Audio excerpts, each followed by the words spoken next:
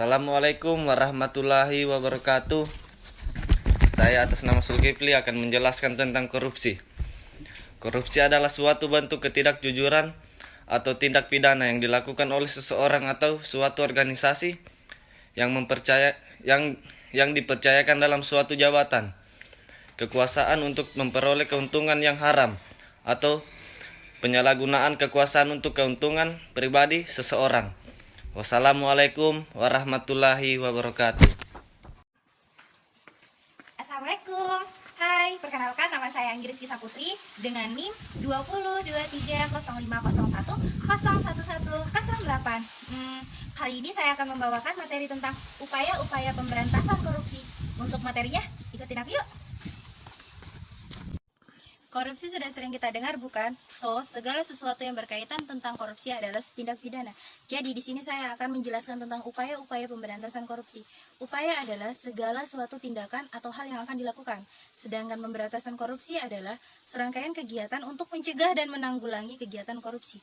Jadi, upaya-upaya pemberantasan korupsi adalah segala hal yang dilakukan atau tindakan untuk mencegah dan menanggulangi kegiatan korupsi melalui supervisi, koordinasi, penyidikan, penyelidikan, dan sidang peradilan. Adapun sistem yang setelah pemerintah pakai adalah memperkuat Dewan Perwakilan Rakyat, memperkuat Mahkamah Agung dan peradilan di bawahnya, membangun kode etik dalam sektor parpol, organisasi profesi, dan asosiasi bisnis. Yang keempat adalah membangun kode etik dalam masyarakat atau publik. Yang kelima adalah meneliti sebab-sebab terjadinya korupsi. Adapun pemerintah telah menyebutkan ada 3 langkah upaya utama, yaitu pertama, sinkronisasi perundang-undangan atau penataan regulasi. Yang kedua, pembinaan sumber daya manusia. Yang ketiga, digitalisasi pemerintah. Pemerintah menyebutkan jika 3 langkah upaya ini telah ada di pemerintahan, maka pemerintah akan bebas dari korupsi. Poin yang pertama dari sinkronisasi perundang-undangan atau penataan regulasi adalah penyesuaian atau penyelarasan terkait dengan peraturan perundang-undangan yang sedang dibuat maupun yang telah dibikin terkait dengan bidang tertentu. Yang kedua adalah pembinaan sumber daya manusia, yaitu meningkatkan kualitas individu agar dapat memberikan keuntungan bagi diri sendiri maupun orang lain.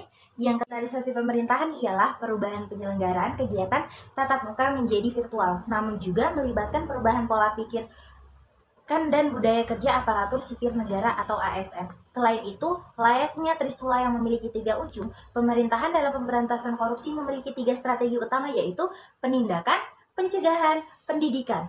Yang pertama, sula penindakan, menyasar peristiwa hukum yang secara aktual telah memenuhi unsur tindak pidana korupsi. Dari sula ini, para pelaku tidak hanya mengganjar hukum penjara dan denda, tapi akan memberikan efek jera bagi para korupsi dan masyarakat. Sementara itu, sula pencegahan adalah perbaikan sistem untuk menutup celah-celah korupsi.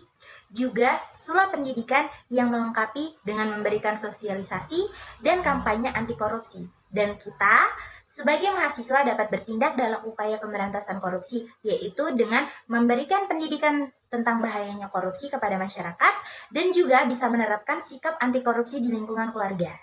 Sekian yang dapat saya jelaskan tentang upaya. Saya serahkan kepada partner saya. Bye-bye. Assalamualaikum warahmatullahi wabarakatuh. Perkenalkan, nama saya Rahmat Ramadan Sidupa. Saya akan menjelaskan tentang lembaga-lembaga yang berwenang. Oke, baik.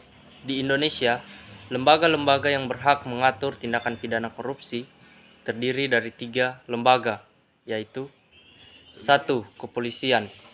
Kepolisian Negara Republik Indonesia sesuai dengan peraturan perundang-undangan lainnya berwenang: A. Memberikan izin dan mengawasi kegiatan keramaian umum dan kegiatan masyarakat lainnya. B. Menyelenggarakan registrasi dan identifikasi kendaraan bermotor. C. Memberikan izin operasional dalam melakukan pengawasan terhadap badan usaha di bidang jasa pengamanan. D. Mewakili pemerintahan Republik Indonesia dalam organisasi kepolisian internasional. E. Menerima pemberitahuan tentang kegiatan politik. 2. Kejaksaan. Kejaksaan adalah lembaga-lembaga negara yang melaksanakan kekuasaan negara, khususnya di bidang penuntutan, Undang-Undang Nomor 16 Tahun 2004. Tugas dan wewenang kejaksaan di bidang tindak pidana antara lain: A. Melakukan penuntutan. B. Melaksanakan penetapan hakim dan putusan pengadilan yang telah memperoleh kekuatan hukum. Tetapi C. Melakukan penyelidikan tindak pidana tertentu berdasarkan undang-undang.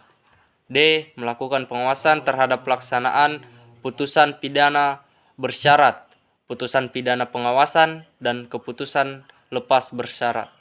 Oke, sekian dari saya. Wassalamualaikum warahmatullahi wabarakatuh.